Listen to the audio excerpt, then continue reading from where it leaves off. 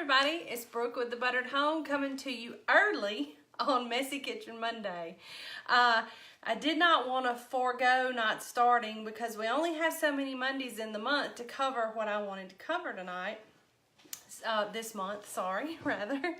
And it looks like we have a big ball game tonight, so wanted to go ahead and get started just a tad early, even though what we have featuring tonight and for the rest of this month is the perfect example of when you are busy and you wanted to create a good wholesome meal for your family and maybe you don't get home until late, so you're foregoing the drive-through.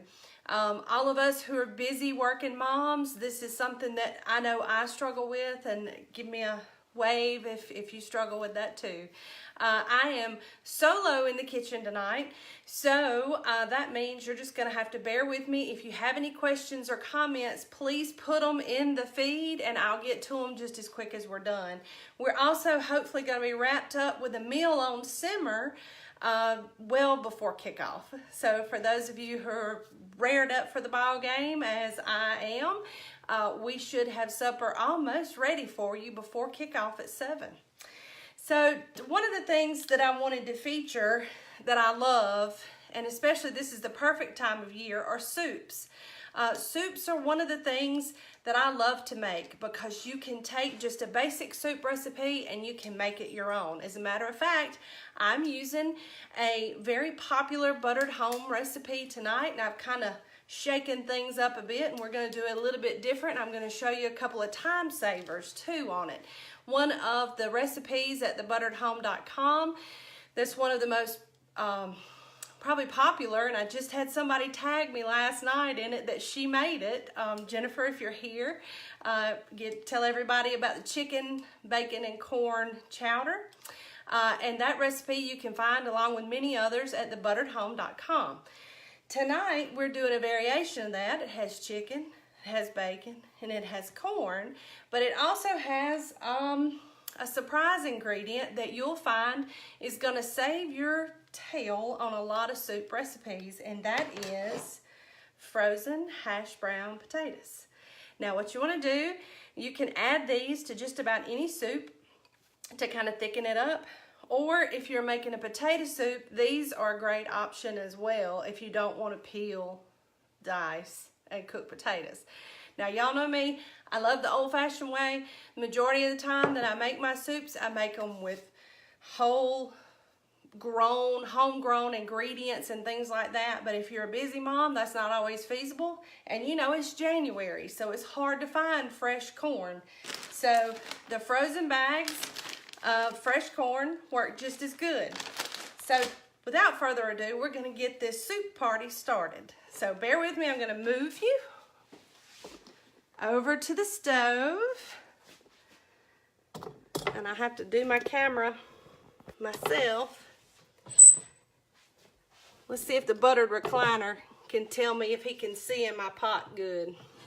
Okay. All right, so what I have here in my pot, I have actually taken about 6 pieces of bacon and cut them up and fried them. And then I've reserved my bacon grease. This or butter, you know, are the best way. That's the best start to any soup recipe. And I'm just going to turn my heat on, and we're going to turn it on medium to high. And what we're going to do first is we are going to actually just kind of soften our onions. Now, if you don't like onions, you can leave this part out. But onions, boy, they're so good. They make soups and just about anything else even better. And then I'm just going to take a pinch of salt, because the salt will actually help sweat the onions out a little faster, maybe 2. Now one thing I like to do is I like to season in layers. So you'll see me just put a pinch, and when I say a pinch, that really equates to probably about 1/4 of a teaspoon. So if you see several pinches while I'm making this soup, just know that I'm probably not even going to have a whole teaspoon of salt in this recipe. And there's a little pepper. So we're going to crank up the heat just a little bit, and we're just going to soften these onions. And I love red onions. Red onions are strong. So if you like onions, if you're an onion lover, the red onion is, buddy, that's your thing. And you'll see the onion kind of almost deglazes the pan just a little bit. Now when we add everything else in, especially our broth, you'll find that that's going to actually deglaze the pan. And what I say when I'm saying deglaze the pan, where I cook that bacon, it has just a little bit of bacon residue on the bottom, and that's the good stuff. So always, for a long time when I was a young cook, I would, I didn't have much cookware, so I would have to reuse the same pot. It wasn't until I was older that I learned that you didn't have to wash that same pot every time you cooked in it, because there's lots of good stuff left. And you'll see as that pan heats up, all that good stuff is starting to come off here into the bacon grease. And that's a deglazing of the pan. A lot of times you can do that with water-based vegetables. You can do it with broth. You can do it with water. You can do it with cooking wine. It just adds a whole depth of flavor to whatever you're cooking. But the bacon grease and the onion is going quite nicely. So my onion is also going to have time to kind of almost cook away whenever we simmer the soup. So if you're not a huge fan of onions, but you don't hate them either, I urge you to try them in your soup. And the longer you simmer, they'll cook down and they'll almost cook away, especially if you're using other vegetables. They'll kind of go unnoticed as far as if you don't like to bite into a hunk of onion. And certainly you can dice them thin too, like I did, and small. So that helps them cook away as well. Now my onions are almost as soft as I want them. So I'm going to add in Big D's favorite thing now, and that's some minced garlic. Also a good flavor pop to your soup. And now garlic will burn, and it'll burn kind of fast. So I would suggest you, if you're using garlic and you want to saute it, that you actually put it in right before you do anything else. Soups kind of move fast, especially soups like this, because everything is virtually already cooked. I cooked my chicken yesterday in my Instant Pot. I did 2 fairly large breasts in my Instant Pot, and they were frozen solid. It took about 28 minutes. And then I just kind of chopped them and shredded them a little bit. All right, so now it's roux time. Roux time. I got about 3 to 4 tablespoons of bacon grease in here. So I've got about 3 to 4 tablespoons of flour. And I'm just going to add that in. And you just almost want to add in enough just to kind of make a paste. This is what's going to make your soup yummy, silky, sultry, just wonderful goodness. And it happens fast. And it's great, and there's just nothing to it. Alright, so I'm going to turn my heat down just a smidge because I want to season this. That flour, you don't really want it to taste like flour. So it takes a little bit more salt and pepper, and then you cook it just a minute to get that flour taste out without burning your garlic. And oh, the smell. Ooh, I wish I could smell it. Oh, it's so good. So at this point, if I'm making potato soup, or if I'm using potatoes in my chowder, I like to add them in. And that doesn't matter if they're frozen, if they're home cooked, whatever. But what the potatoes do is the potatoes just kind of take that roux and they get it off the bottom. And look how pretty the bottom of the pan is. It's just deglazed completely. Now what I'm going to do is I'm just going to heat these through, stirring them because I don't want them to burn or kind of get crispy. And just get that flour and that roux off the bottom so that it doesn't burn, that garlic doesn't burn. And now here comes the magic. I got 2 cups of chicken broth and 2 cups of plain water. And that goes in. And then we stir it up, turn our heat back up.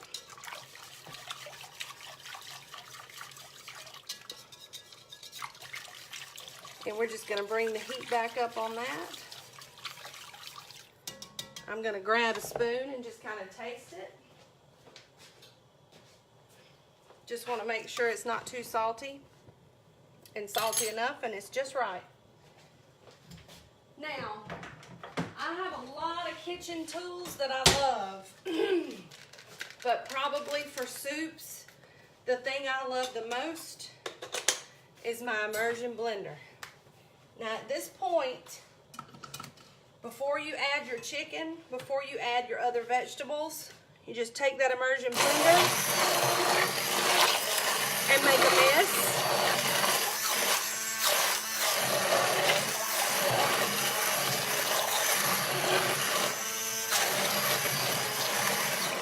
And I just cream those potatoes just that fast.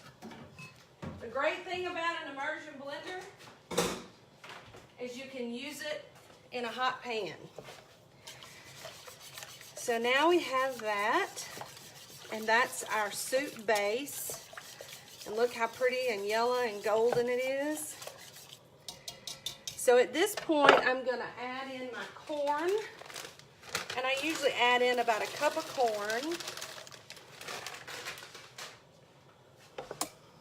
And I've had it, it's still frozen, but it won't take it long. It's flash frozen, so it's fully cooked.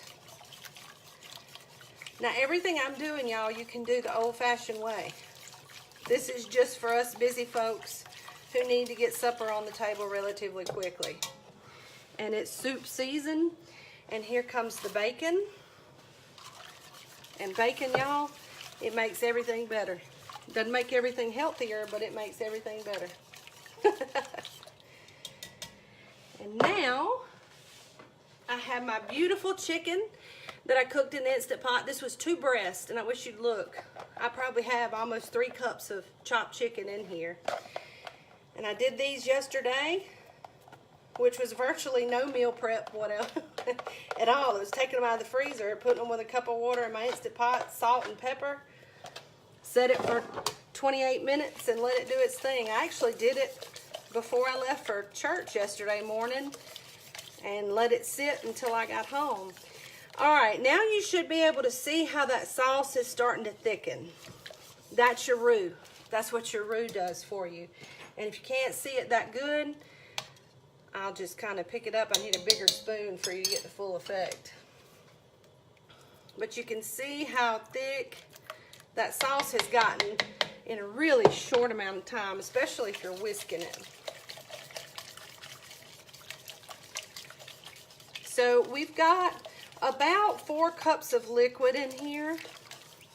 And then what I like to do at the very end, when I turn my heat down, is take a cup to 2 cups of milk and just slowly add it in. Now you think, oh gosh, that's more liquid, that's gonna thin it. No, it's not. That milk's gonna combine with that flour, and it's gonna create that with the potato, and the roux will create your good old chowder, silky, wonderful base for your soup.